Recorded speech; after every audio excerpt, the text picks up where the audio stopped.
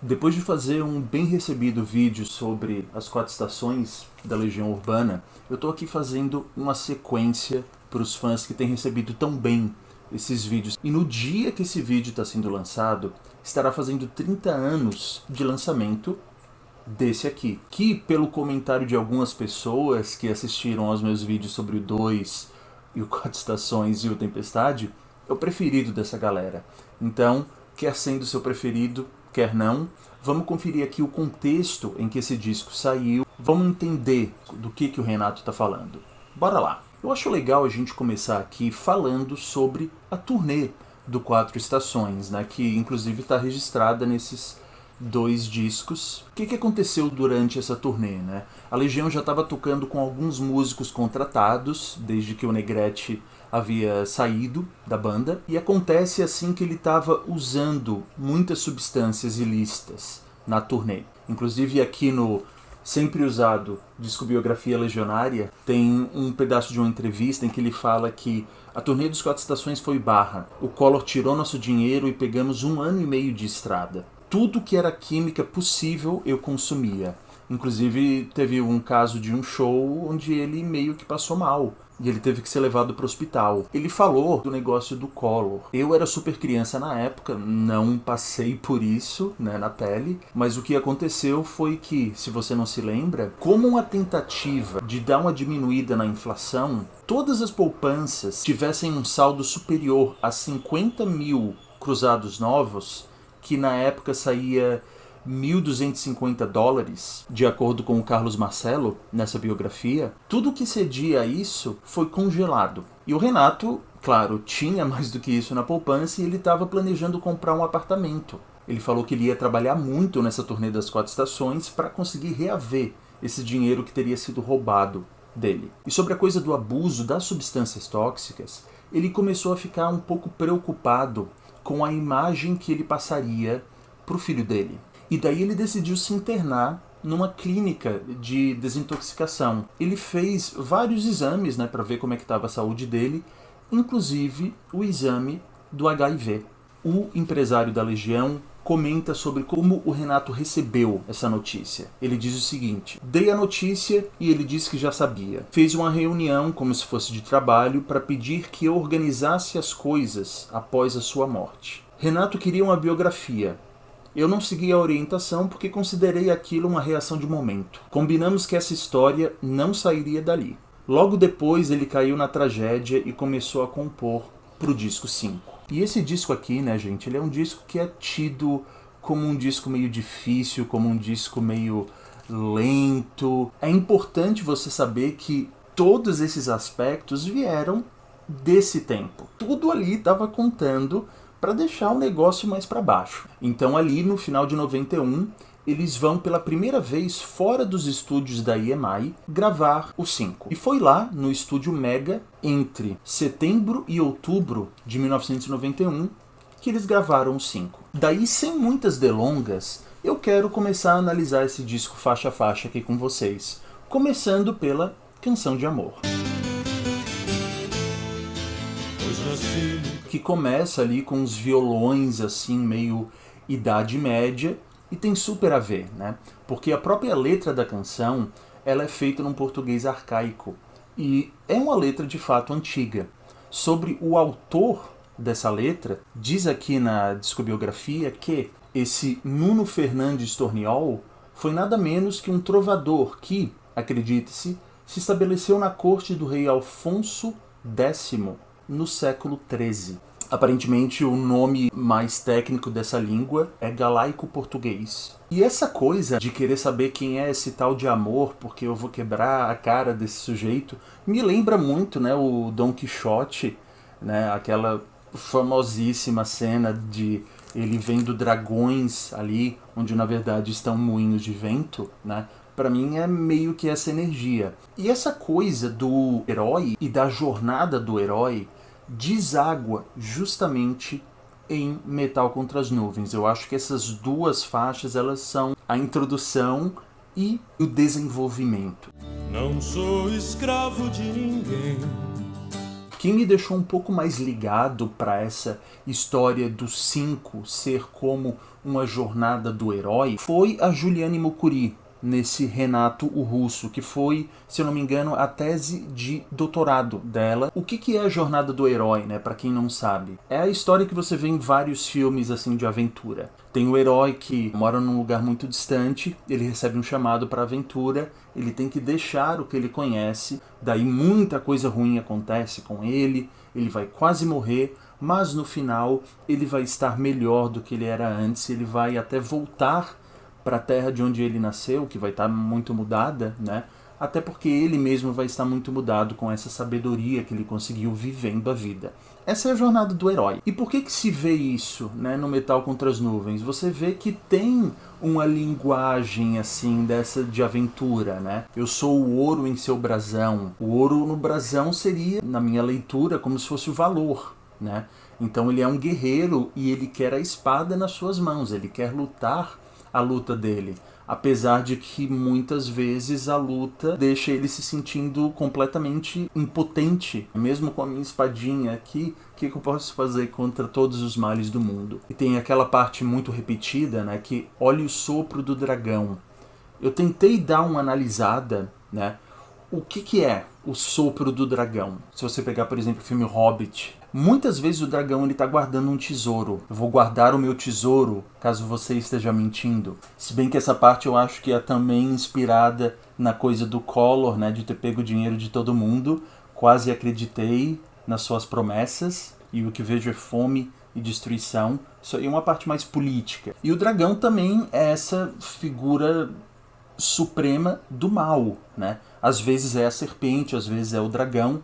E em algumas culturas, inclusive, eu aprendi lendo o Dicionário dos Símbolos, o dragão é considerado como que um pai assim da vida. Ele fertilizou o ovo que é o mundo. Uma das várias teorias de origem da vida, né, nas várias mitologias. Então aqui nesse livro, belamente ilustrado, né, o livro dos símbolos, tem em português também, eles falam do sopro, né? O que é o sopro? O sopro é a pura vida. Tanto é que na linguagem inuita, você falar que você morreu é que você perdeu a respiração. Eles citam ali o Tao Te Ching ou o Dao De Jing, que é, digamos, a Bíblia do taoísmo ou daoísmo. O Lao Tse fala o seguinte, né? Que o Tao é a respiração que nunca morre.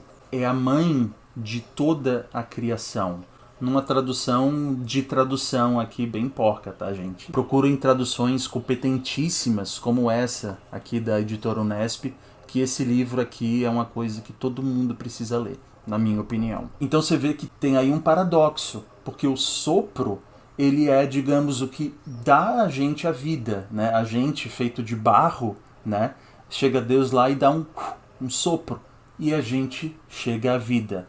O sopro é a vida, mas ao mesmo tempo o sopro do dragão é a morte, né? Porque ele sopra o quê? Ele sopra fogo. Eu particularmente acho belíssima, belíssima a letra de Metal contra as Nuvens, especialmente quando ele fala que a verdade é o que assombra, o descaso é o que condena, a estupidez é o que destrói.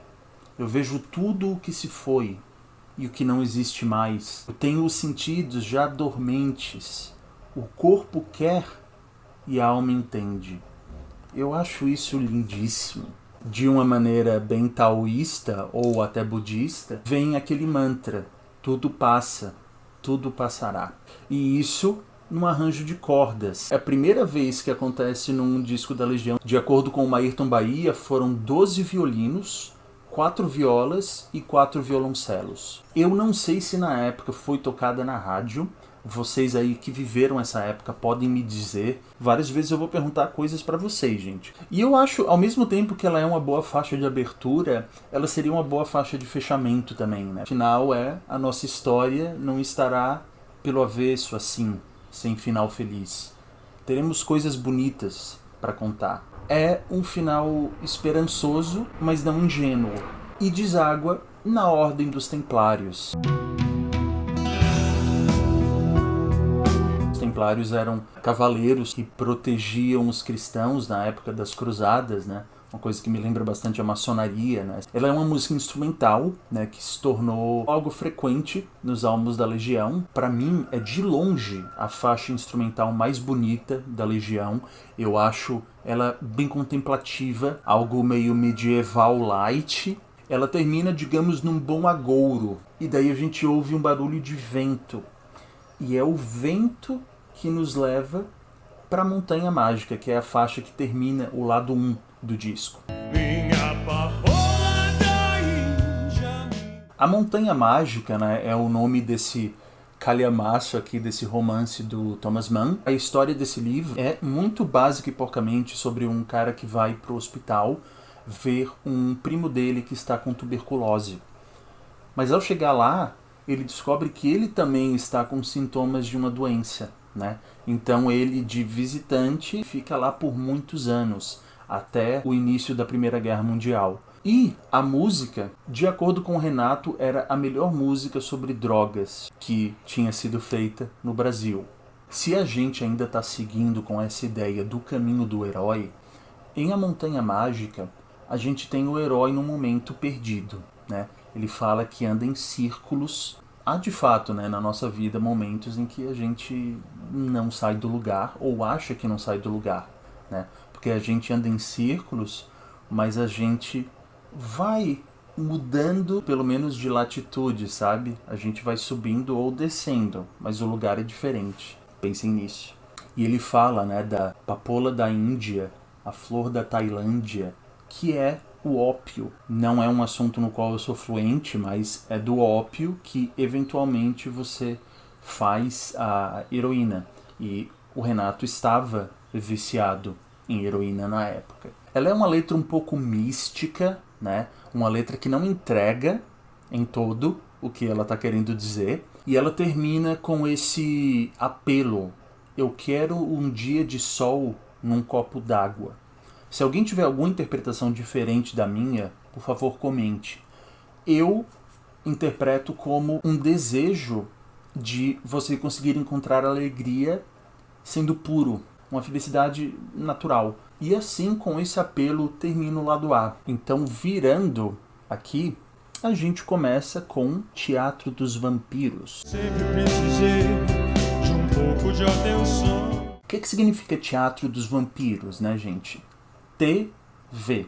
E, além disso, a novela das 7 que estava na época, né, bombando era Vamp, que era uma novela da Rede Globo sobre vampiros. Apesar de ser uma canção que foi feita justamente ali para aquele momento, né, de vamos sair, mas não temos mais dinheiro, os meus amigos todos estão procurando emprego, voltamos a viver como há 10 anos atrás e a cada hora que passa envelhecemos 10 semanas.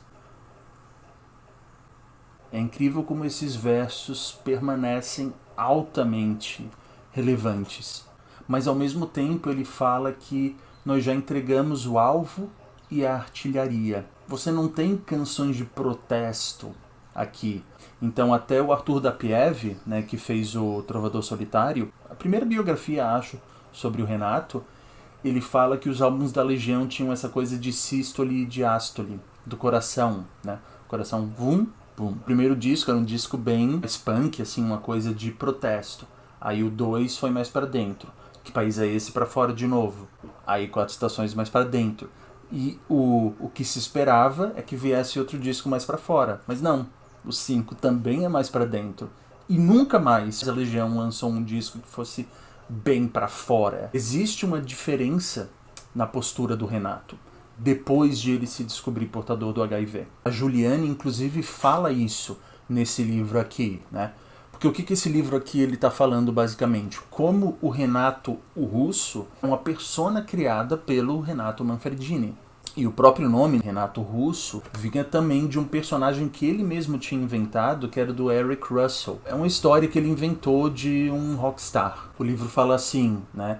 O projeto que nasce com Eric Russell, esse personagem, acaba por revelar-se muito mais complexo na prática. E Manfredini Jr. se isola novamente no casulo depois de ter aberto as asas. Uma coisa que eu não entendo e eu nunca entendi foi por que no final dessa letra ele fala que não tem pena de ninguém. Eu acho que isso sempre destoou pra mim do resto da letra. Por que vocês acham que a música termina com essa quebra de expectativa? Ela deságua em Sereníssima. Antes eu sonhava, agora já não durmo. Sereníssima é um dos apelidos da cidade de Veneza. Aí eu fiquei pensando, por quê? Por que Veneza? E daí eu meio que volto pro Thomas Mann, mas outra obra dele, que é Morte em Veneza. Esse livro é sobre um homem que está viajando, ele para em Veneza e ele fica meio assim que apaixonado por um jovem. Nesse ínterim, ele descobre que existe ali um burburinho que está tendo um surto de cólera em Veneza. Eles não querem avisar para todo mundo para não haver o pânico. Eu não vejo isso na canção, já que o Thomas Mann estava na cabeça do Renato, poderia ser uma referência. Outro livro que a Juliane fala que estava na cabeça do Renato durante as gravações é Fragmentos de um Discurso Amoroso, do Roland Barthes. São vários aforismos, assim, várias pepitas de sabedoria sobre o ser humano. Então fica a dica aí, tanto minha quanto do Renato. Mas vamos falar sobre a Sereníssima, né? Ela tem uma vibe meio Quase Sem Querer, a primeira música animada do disco até agora, mas ao mesmo tempo tem um clima bem descobrimento do Brasil. E tem essa coisa, né, que o Renato frisava que o 5, apesar do público achar que não, era um disco mais pra cima ou mais esperançoso do que o Quatro Estações. Tudo está perdido, mas existem possibilidades, ele canta em Sereníssima. Então existem, assim, momentos de uma luz no fim do túnel, mas é que a parte musical, ela é meio pra baixo. O que posso fazer? Hino das bad vibes. Quantos de vocês aí não ficaram na fossa ouvindo Vento no Litoral? Eu tô também nesse grupo, e foi uma das canções que me fizeram me apaixonar pelo trabalho da Legião Urbana. No vídeo sobre Quatro Estações, eu falei que essa canção ela foi chamada de Pink Floyd, né? Era assim que eles conheciam a canção, antes dela ter esse nome e a letra, né? Porque eles achavam que soava como Wish You Were Here, que pra mim é o melhor disco do Pink Floyd, mas especificamente a música Wish You Were Here, que tem aqui nesse álbum, que é maravilhoso. How I wish you were here. Era só a basezinha, né, com o violão. Essa é uma música narrativamente muito clara, por isso que eu acho que é uma faixa com a qual tantas pessoas se identificam. Eu tenho uma história engraçada com essa música, porque uma vez fizeram a péssima escolha de me colocar como responsável do som de uma festa. E daí tava rolando, assim, uma música, sei lá, eletrônica e tal. Aí eu pensei assim, vou sacanear essa festa. Aí eu botei Vento no Litoral. No momento, a música desceu como uma bomba, assim. Todo mundo reconheceu, né? Quando veio bum bum bum bum bum bum, eu ouvi um não no salão inteiro. Foi muito bom, porque daí bate, né, a depressão na hora. Você tava na festa tentando esquecer, não vai esquecer. E depois dessa pedrada, né, o que resta? Resta dizer que o mundo anda tão complicado, mas vamos tentar. Vem cá, meu bem, que é bom. No espaço dessa faixa, o eu lírico tem alguém e tá tentando fazer essa relação funcionar. Ainda não terminou, né? Mas vai terminar. Aí ela vai ouvir Vento no Litoral. É assim que acontece. E depois do Mundo Anda Tão Complicado, vem L'Âge d'Or. Se a sorte foi um dia. L'Âge d'Or é o nome de um filme do Luiz Buñuel com o Salvador Dalí, filme do movimento surrealista. Essa letra eu vejo como bem surrealista. Depois de O Mundo Anda Tão Complicado, eu paro de ouvir o disco, porque eu não gosto de L'Âge d'Or, e eu acho que Come Share My Life, a última, elas não dizem muito. Mas a última vez que eu ouvi agora, eu ouvi L'Âge d'Or com a letra. Eu apreciei um pouquinho mais, porque eu acho que o vocal ele tá um pouquinho baixo em relação aos outros instrumentos, barulhento demais pra mim, Sim, eu que amo black metal e tal, eu acho essa música meio barulhenta. Eu gosto de melodia. Fazer o quê? Essa é a letra mais críptica do disco. Às vezes chega mesmo a ser nonsense. Parece uma coisa, né, depois do começo, que é pra mim a pior música da Legião Urbana.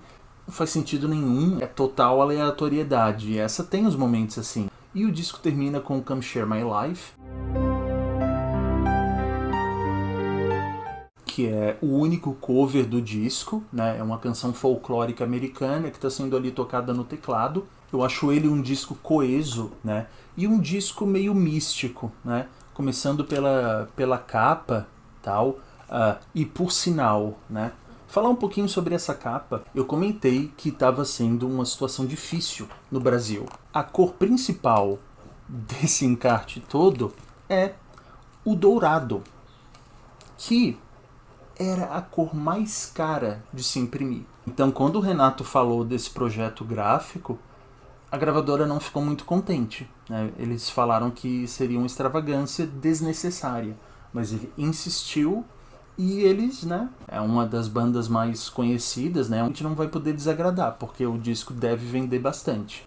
Não vendeu tanto quanto 4 Estações, mas vendeu ok. Aí, lembrando, né, foi lançado em dezembro de 91, mês seguinte, como um início da divulgação, já que eles não gostavam de gravar videoclipe, eles gravam um acústico MTV. Eu acho engraçado a parte que ele fala, gente, compra o disco, porque até chegar a 250 ou 300 mil cópias, a gente não vai fazer show, porque daí fica todo mundo pedindo música antiga e a gente quer tocar as músicas novas. E aqui eles tocam Metal Contra as Nuvens, Sereníssima e Teatro dos Vampiros, né? Não podia ser diferente, sendo ele o início da turnê dos 5.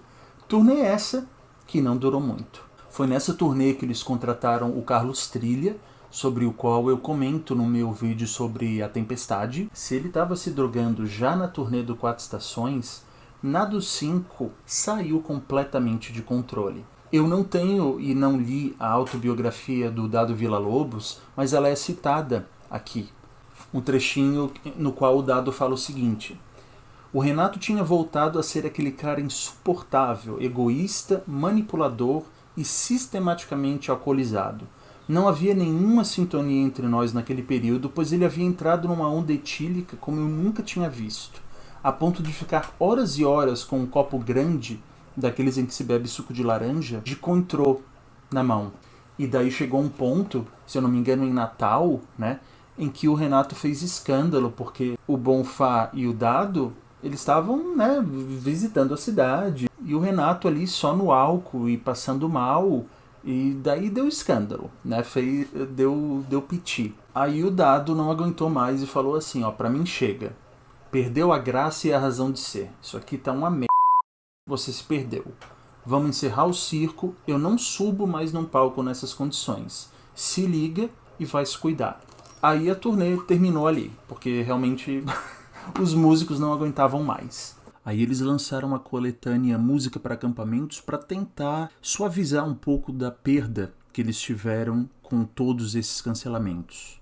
E foi aí que ele realmente se conscientizou para ir novamente num centro de reabilitação em abril de 93 e consegue, assim, pela primeira vez em muitos anos, ficar sóbrio por algum tempo para futura gravação do Descobrimento do Brasil. Mas isso aí já é outra história. Outra coisa que o Renato fala, né, é que o 5 é o pornography deles, né, do The Cure. É um disco ultra pessimista, assim, que quase acabou a banda. Eu não sei se eu concordo, eu não acho que é um disco tão pessimista assim quanto o Pornography, mas tá aí, são palavras do criador. E eu quero saber de vocês qual a música favorita de vocês desse disco. Como vocês conheceram o disco? Vocês viveram essa época, compraram depois? Tem alguma lembrança associada com alguma dessas canções? Comentem aí, sigam o meu canal se vocês puderem, ajuda muito dar aquele like, como todo youtuber fala, né? E se você não sabe, ou se você ainda não viu, eu tenho outros vídeos sobre a obra da Legião. E se esses vídeos continuarem sendo vistos e apreciados, eu pretendo lançar outros para fechar a discografia deles para vocês, gente. Então, muito obrigado e eu espero que vocês tenham aí uma boa semana, apesar do mundo estar tão complicado. Tchau, tchau, gente.